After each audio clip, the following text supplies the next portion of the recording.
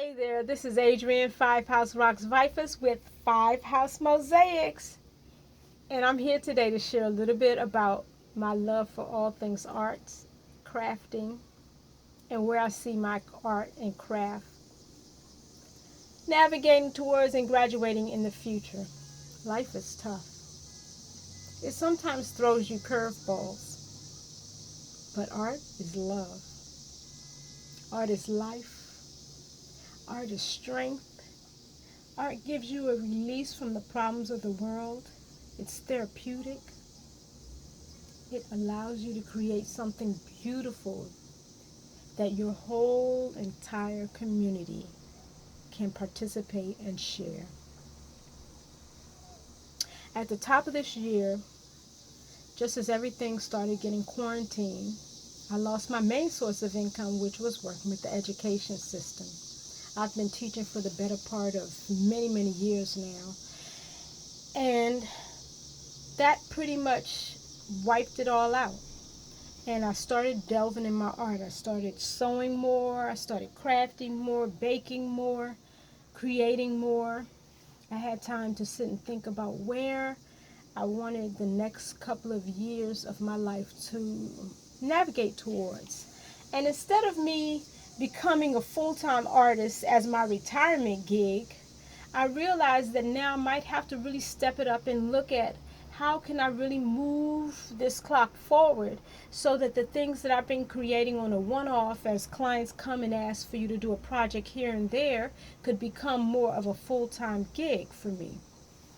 So I saw this grant from Joann's Fabrics asking for black crafters, and I realized that this was a great opportunity for me because many times when I've taken classes, like I started out my classes all things love of stained glass mosaic and love of old architecture and old masonry and old woodwork, old jewelry, clothes from the 70s and 80s. That's where my love really started and where my inspiration really came from.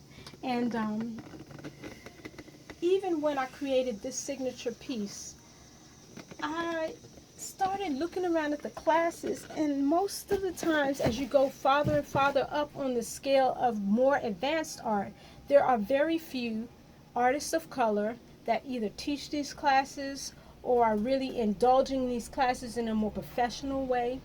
And it becomes a community of one outside of the fact that you all have a love for that craft. So, crafting is a good way to build community. It's very therapeutic, as I said, because not only did I lose my main source of income at the beginning of this year,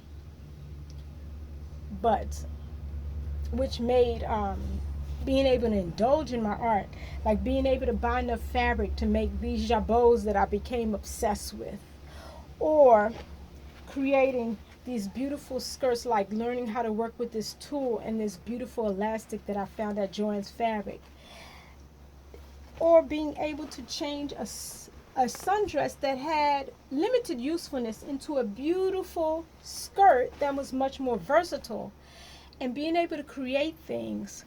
Or when I found this beautiful gold vinyl, and I thought I could cut this Cricut vinyl by hand, but or with an X-Acto knife, but realized I was in over my head. I would love to be able to buy more advanced sewing machines, more advanced, buy some Cricut machines, buy more advanced tools and materials, because this stuff becomes expensive.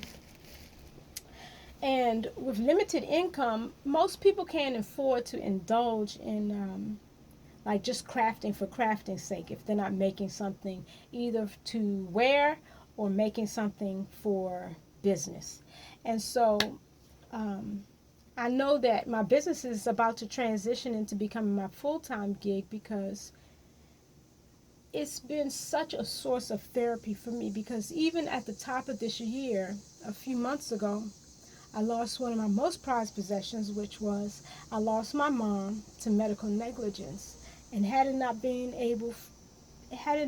for me being able to get in and craft or sit at the sewing machine for a couple of hours and just lose myself in crafting, I don't know where I would have been. It's been such therapy, and I want to be able to get the stuff to share that with my community on a much larger level.